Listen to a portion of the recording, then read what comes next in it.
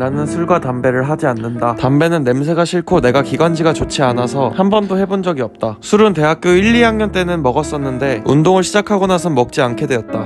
어떤 일을 처음 시작할 때 그 계기가 뭐였냐고 물어보면 보통 호기심에 시작했다고 많이들 이야기한다. 근데 내가 갑자기 이런 얘기를 왜 하냐면 이게 바로 담배를 하지 않는 이유이기 때문이다. 보통 처음에 담배를 어떻게 시작하게 됐냐고 물어보면 보통 옆에 친구가 하길래 호기심에 시작했다고들 한다. 근데 나는 그냥 담배에 호기심이 없었다. 그리고 담배 연기를 보면 보건소에서 본 폐가 썩는 그림이 자꾸 생각나서 무서워서 안 폈다. 그럼 그 그림 때문에 호기심이 없어진 건가? 아무튼 그리고 술을 안 먹게 된 계기는 운동이었다. 자, 오늘은 연휴인데도 헬스장에 왔는데 사람이 오늘 되게 많네요. 나만 운동해서 근육 키우려고 하는데 쉽게 생각처럼 안 되네. 운동하러 가겠습니다. 오늘 등운동. 왜냐면 술을 먹으면 근성장이 잘 안 되기 때문이다. 근데 이렇게만 얘기하면 재미없으니까 운동을 시작하게 된 계기에 대해서 말해보려고 한다. 사실 나는 운동 자체를 중학교 1학년 때부터 시작했다. 중학교 1학년부터 고등학교 3학년까지 펜싱 선수로 학창시절을 보냈었다. 그때는 월드컵을 나가 금메달을 따는 게 목표였지만 중학교 때부터 있었던 무릎 부상과 시합 성적이 잘 나오지 않아서 펜싱을 그만두었다. 그리고 이후 진로를 바꿔 선생님이 되고 싶어 특수체육교육과로 진학했다. 나는 중학교 고등학교 때 운동만 해서 머리도 밀어 빡빡이었고 맨날 안경 쓰고 다녔다. 눈도 안 좋아서 안경을 쓰면 눈이 콩알처럼 변했다. 중고등학교 때 펜싱부에서 기숙사 생활을 항상 했는데 우연히 선배들이 외모 순위를 정하는 이야기를 들었다. 근데 나는 거기서 거의 맨날 꼴찌였다. 뭐 기분 나빴다 이런 얘기가 아니라 나도 그냥 인정했었다. 그때 그 사진이 궁금하다면 어렸을 적 뚱뚱했던 아이가 몸을 만들게 된 이유를 들어가 보면 볼 수 있다. 그래서 그땐 여자 눈도 못 마주치고 말도 못 걸었었다. 이렇게 조용히 학창생활을 마치고 처음으로 렌즈를 끼고 대학교에 갔을 땐 정말 신세계였다. 학창시절에도 친구가 많이 없어서 단체로 어울려서 노는 게 처음이었는데 생각보다 재밌었다. 하지만 단체로 어울려 놀 때 무조건 빠지지 않는 것이 있었다. 그것은 바로 술이었다. 그래서 친구들과 어울려 놀려면 무조건 술을 먹어야 했고 많이 먹어야 됐다. 알다시피 대학교 새내기 때 술을 가장 많이 먹기 때문에 그때는 만나면 그냥 바로 술집으로 갔다. 술 먹는 게 싫은 건 아닌데 다음날 배가 아픈 게 너무 싫었다. 그리고 내가 살찌는 것에도 강박이 있는데 술 먹으면 살이 2배로 찌는 것 같아서 그것도 싫었다. 그리고 나는 술 없이도 재밌게 놀 수 있다고 생각했다. 그래서 내가 친구에게 왜 항상 놀 때마다 술을 먹어야 되냐고 물어봤다. 그랬더니 친구가 안 먹을 거면 그냥 집에 가라 그랬다. 아무튼 이렇게 내가 술을 한두 번 빼다 보니까 친구가 술자리에서 한 명이라도 술을 안 먹으면 흥이 떨어진다 그래서 그날은 그냥 먹었는데 다음날 또 똑같은 이유로 술을 먹은 것을 후회했다. 그래서 그 다음부터는 친구가 3번 부르면 한 번꼴로 나갔고 그렇게 알코올 섭취 빈도수가 점점 적어지기 시작했다. 그렇게 무난하게 대학 생활을 하던 중에 어떤 계기로 인해서 썸을 타게 됐는데 그 사람이 알고 보니 여러 명과 썸을 타고 있었고 결국 다른 분과 사귀셨다. 그리고 그녀가 내 이상형은 덩치 큰 사람이야 라고 말했던 것이 생각났다. 그때 나는 썸은 무조건 한 명이랑만 타야 된다는 고지식한 생각을 가지고 있어서 조금 놀라긴 했지만 지금은 자유시장 경제에서 당연히 있을 수 있는 일이라 생각한다. 아무튼 그거보다 운동에서 내가 밀렸다는 거에 심기가 불편했다. 나도 엘리트 체육선수로 6년 동안 운동했지만 근비대로 운동한 적은 없어서 마른 몸이었다. 그리고 나는 근비대 운동이 있는 줄도 몰랐다. 덩치가 크고 팔이 두껍고 다리가 두꺼운 사람은 그냥 엄마 뱃속에서 처음부터 그렇게 태어난 줄 알았다. 하지만 유튜브를 보고 누구든 근육을 키울 수 있다는 얘기를 듣고 아는 형과 함께 헬스장에 처음 등록했다. 이게 거의 헬스 처음 시작했을 때 그 형이 찍어준 인스타 스토리인데 같이 갔던 형은 원래 헬스를 하던 형이라서 그 형이 하란 대로 그냥 다 따라했다. 햇반도 하루에 5끼씩 먹고 운동도 하루에 1시간 반 이상씩 꼬박꼬박 했다. 나는 1년 정도만 엄청 빡세게 열심히 하면 내가 원하는 몸을 만들 수 있다고 생각했는데 알고 보니 엄청 많이 오래 열심히 했어야 되는 거였다. 나는 마블에 나오는 토르처럼 크고 두꺼운 몸을 가지고 싶어 했고 목표를 하나 잡으면 그걸 달성할 때까지 거기에 몰두하는 스타일이라서 아직 토르 같은 몸을 달성하지 못했기 때문에 지금도 꾸준히 하고 있다. 자, 이제 운동 끝나고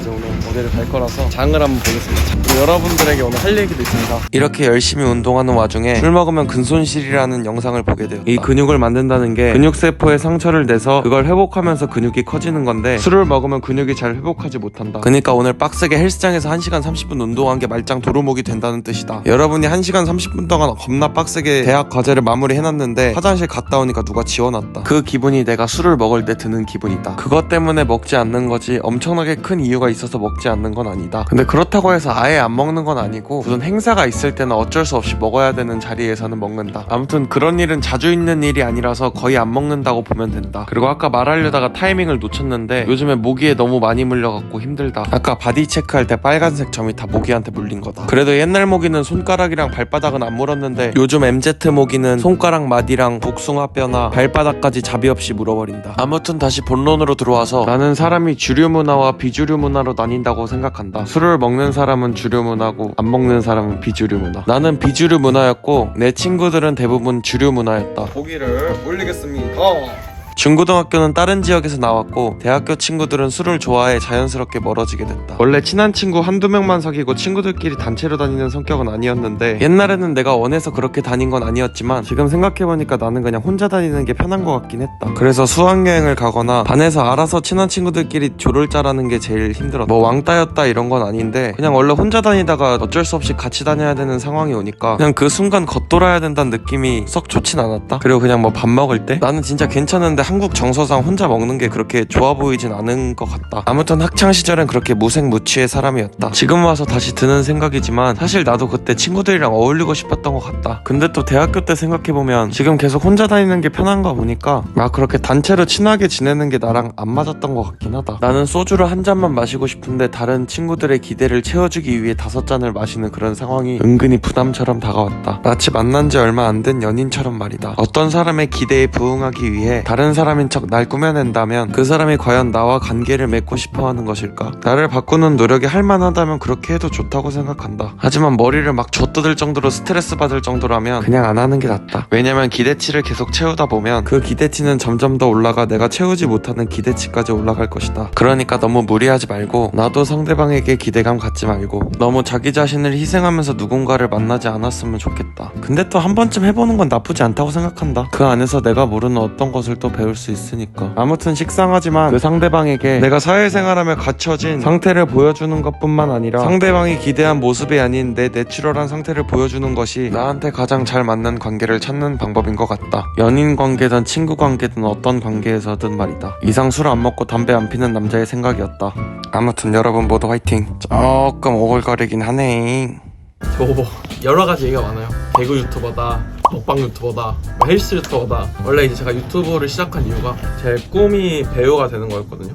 그래서 이제 저를 알리려고 이렇게 브이로그로 처음에 시작을 했는데 제가 소속사 미팅도 되게 많이 다녔었거든요, 한동안. 제가 이 얘기 왜 하냐면 대면 미팅 같은 걸 해요. 그러면 어떤 데는 거기 대표분 한 분만 보는 경우도 있고 팀장이라고 해야 되나? 그런 사람 뽑는 분만 따로 보는 경우가 있고 어떤 데는 그냥 다 앉아있는 경우가 있고 제가 그때 이제 뭐 얘기를 하잖아요. 그러면 이제 거기 대표님이 저한테 이제 뭐라 그러냐면 뭐 이제 다 좋은데 혹시 말을 좀 영리하게 할 수 없냐 이러더라고요.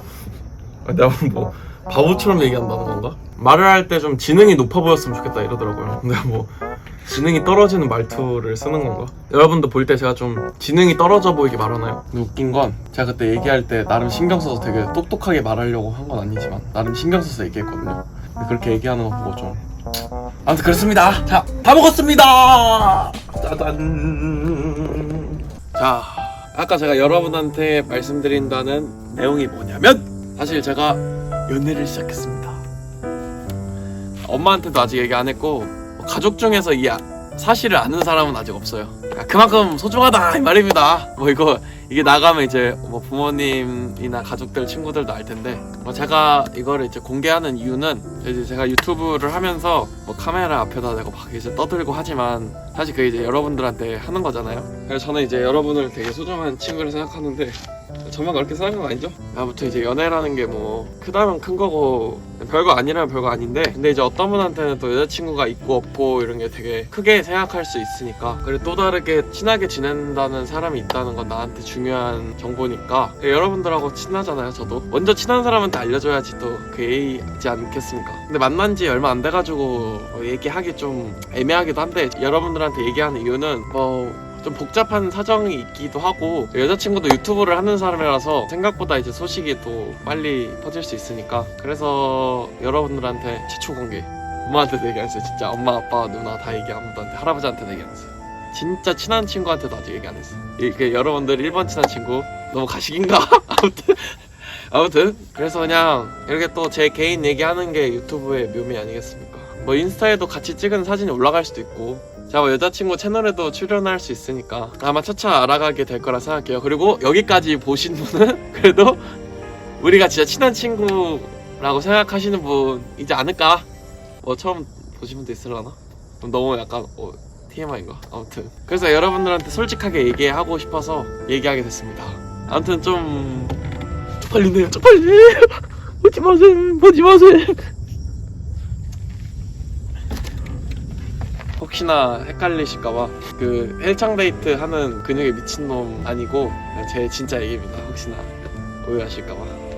그렇게 생각하시는 분 있나? 그게 나고 이게 가짜라 생각하는 분은 없겠지? 근데 좀 어색해진 듯.